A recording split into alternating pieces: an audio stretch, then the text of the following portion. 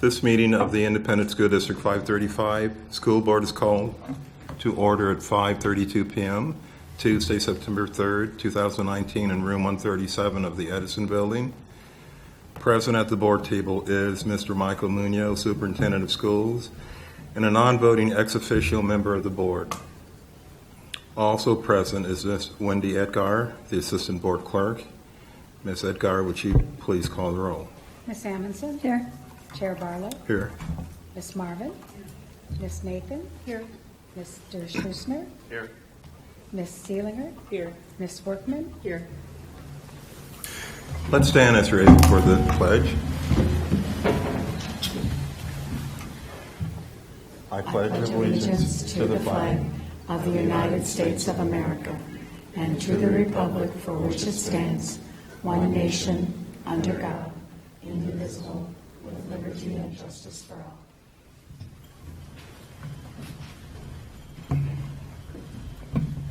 .01 approval of agenda. This is an action item. Mr. Munoz.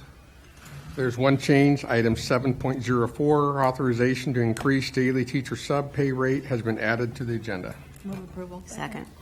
Any discussion? All in favor? Aye. Motion carries. District and Longfellow's first day. Informational item, Mr. Munoz. Yes, at this time we have two videos. I think we're going to start off with the Longfellow first day, which was a few weeks ago.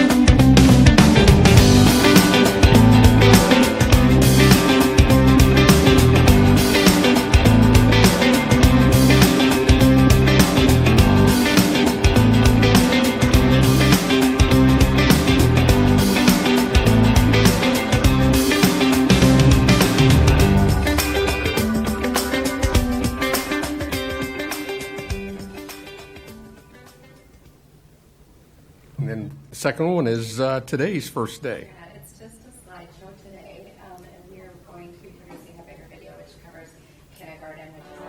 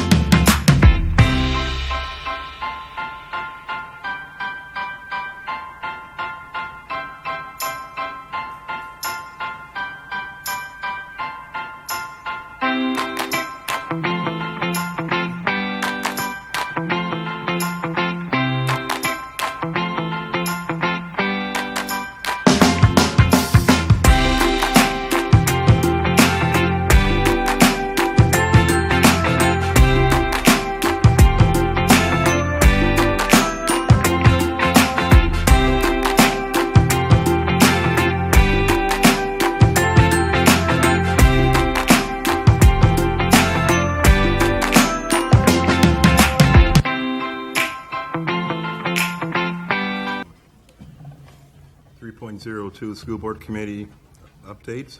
Does anyone have a committee update they'd like to share? Director Nathan? Well, we had a policy committee meeting on August 21st, and we have another one on September 25th. So I anticipate there will be some briefings on policies coming up in the next few meetings. And I also wanted to highlight that the Community Curriculum Council, which is formerly known as the CCIAC, is meeting on September 12th from 8:30 to 9:30 in the Edison Boardroom. And that is open, and the public is welcome to join us.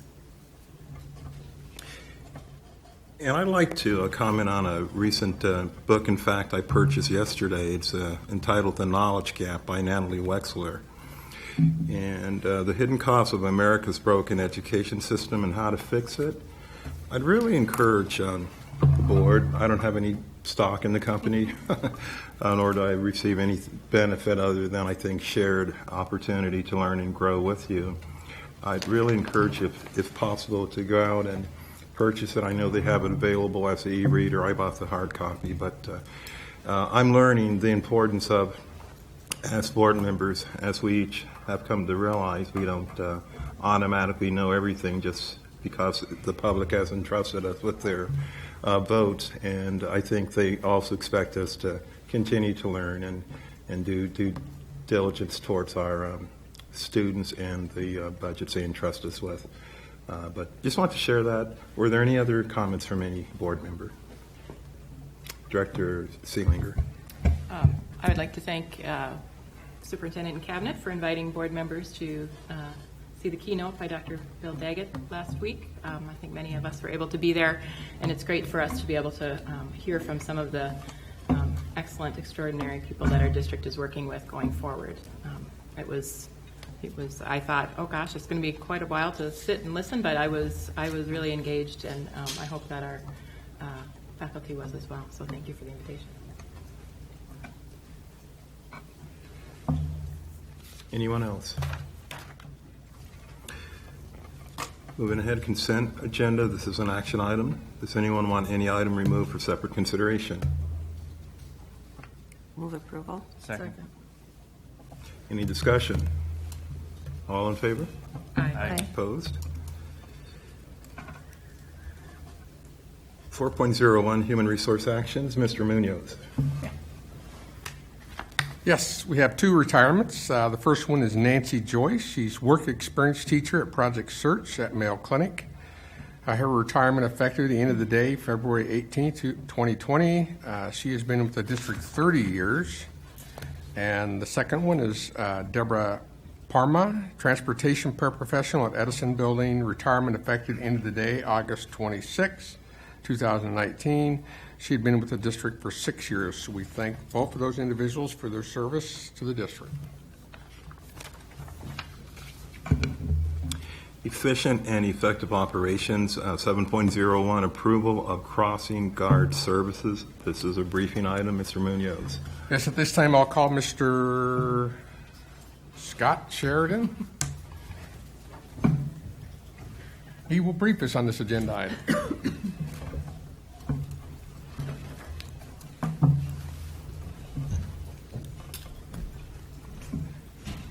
Good evening, board members.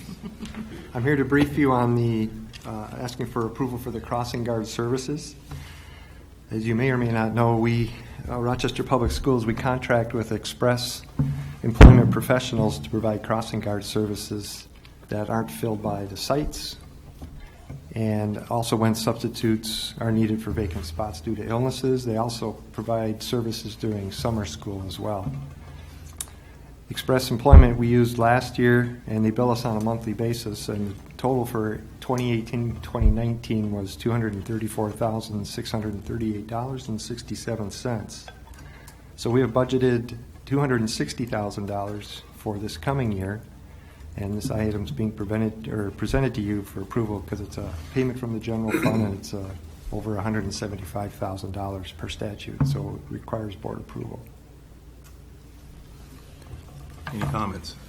Director Marvin. I just have a question. Site staff has given the first opportunity to take these jobs as crossing guards? Not normally, no. They fill in sometimes for us when we have crossing guard that are absent or sick.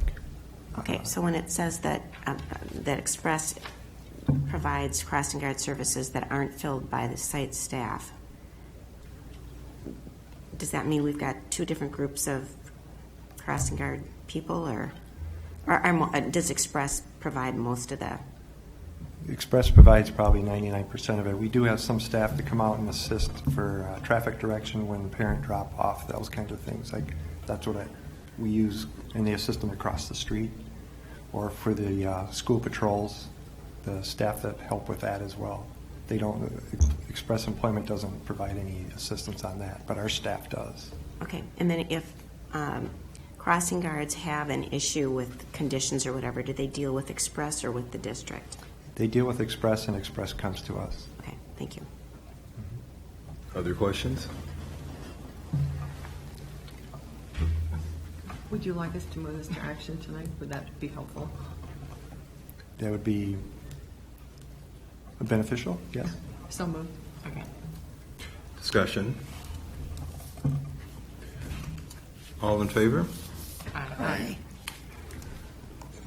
Be it resolved that the School Board of Independent School District 535 does hereby approve crossing guard services for the 2019-2020 school year from Express Employment Professionals in the estimated amount of $260,000. Move approval. Second. Discussion. All in favor?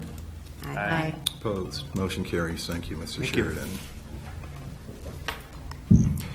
7.02, approval of resolution establishing the location for absentee voting and appointing an absentee ballot board. Mr. Munoz. Yes, Mr. Carlson, Executive Director of Finance, will brief us on this agenda item. All right, good evening, Chair Barlow, Superintendent Munoz, school board members. This is another election resolution, and we'll have one more after this one. But this one is establishing that the early voting and the which also means absentee balloting, will be held at the school district as opposed to the county. It's going to be in the Business Services Department, room 121 of the Edison building. It starts already on September 20th from the hours of 8 a.m. to 4:45 p.m., all of the Monday through Fridays. And then there is one weekend day. It's Saturday, November 2nd, 2019, from 10 to 3 p.m. So this resolution basically says that there will be trained judges to administer absentee balloting, which basically is going to be business services office staff who have been trained and certified as election judges. We will be bringing to you in the next resolution on September 17th to list out all of the names of the people, the school district staff that will be doing that, as well as our other paid election judges that will be serving at all of our other polling places on election day.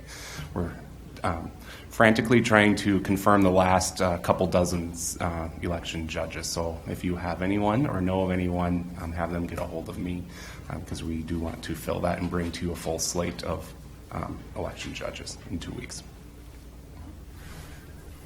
Discussion.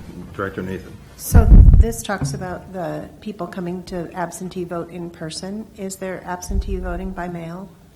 You can you can request that again through our office, so you can call the business services at 328-4210 and we can help with that. Additional questions? I'd like to move to action. Second. Discussion. All in favor? Aye. Be it resolved that the School Board of Independent School District 535 does hereby adopt the resolution establishing the location of absentee voting and an absentee ballot board for school district elections not held on the day of statewide elections. Move approval. Second. Discussion. Yeah, I would just like to, I think I put this in Friday's update, just we'll be starting a social media campaign promoting early voting here at the Edison building, and I sent a request to you that if we encourage you to maybe vote early, and we'll help you take a picture and promote it on social media. And cabinet members generated a list of I guess you can call them celebrities in our community, and we will be reaching out to them, encouraging them to come and vote early and take their picture and use the little photo thing that we have. So we'll be pushing that out here on social media and promoting that here in the near future. So I encourage board members to do the same as well. The board members are in a different category than celebrities. You're above celebrities. I mean, you're like, they're here and you're up here. That was such a good answer. Yeah. Additional comments?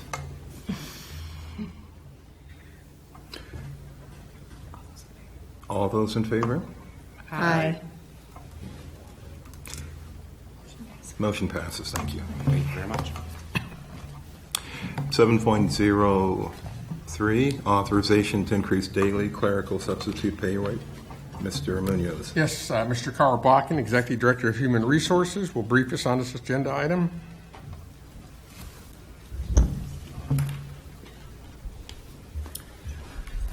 Good afternoon. What you have before you this afternoon is a proposal to increase the daily clerical substitute rate. It was recently pointed out to me that we had not increased the substitute rate since 2004. And we don't have a lot of clerical subs in the district right now, but we just seem like we've been bumping up other sub rates, and it seemed timely to try and recognize some people who've been working for us, as well as maybe recruiting some additional people to pick up some clerical sub jobs. So what we're proposing is to raise, instead of $12.25 for all clerical subs, that we would do a tiered rate of $13 for receptionists, $15 per hour for secretaries, and $17 for office managers. And the estimated additional cost of this would be $7,500 annually.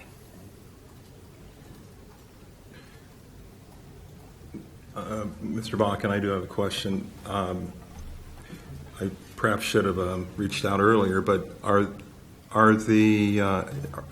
this category of employees, are they covered by a union or not? Or That is a union group, yes. Clerical is a union group. okay, thank you. Additional comments? Let's move to action. Second. Discussion? All in favor? Aye.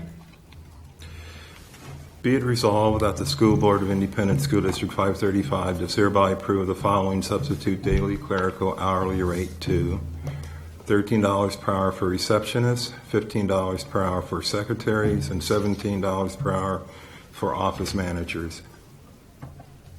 Move approval. Second. Discussion. All in favor? Aye. Aye. Opposed? Thank you. Motion carries.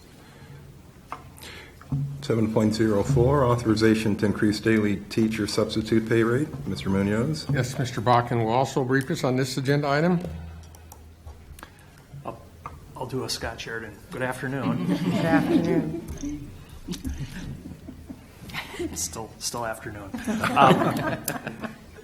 So we realize that we just increased the teacher sub pay a couple of years ago. One of the things that we tried was to do a flat rate of $130 per day. And then what we were hoping would incentivize attendance and picking up sub jobs was to give a $1,000 stipend if a teacher subbed for a full 120 days.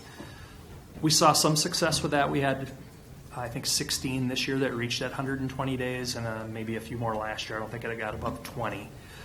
We did a survey at the end of the year for our teaching subs and asked them to rank order how important things like that $1,000 stipend were, and overwhelmingly it was ranked very low, and their feedback was roll it into the daily pay.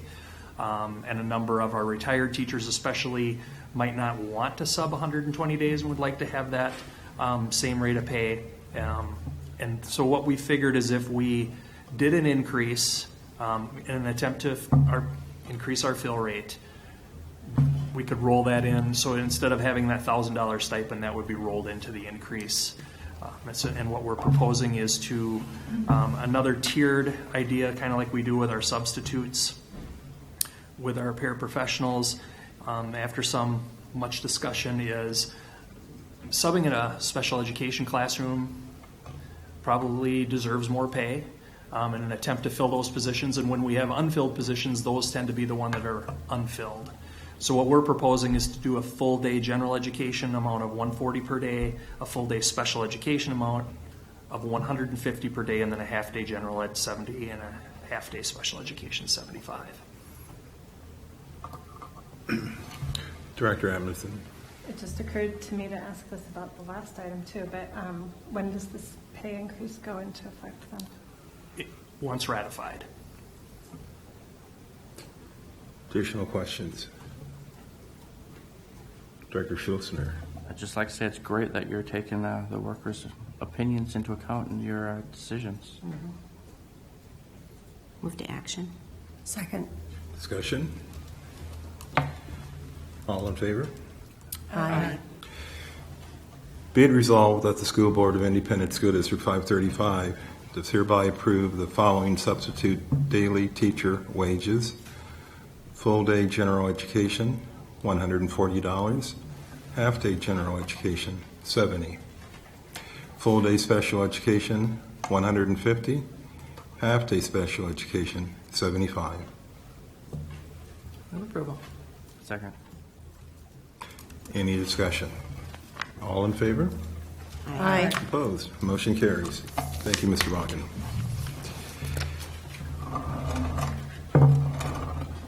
And the chair will adjourn the meeting 5:54 p.m.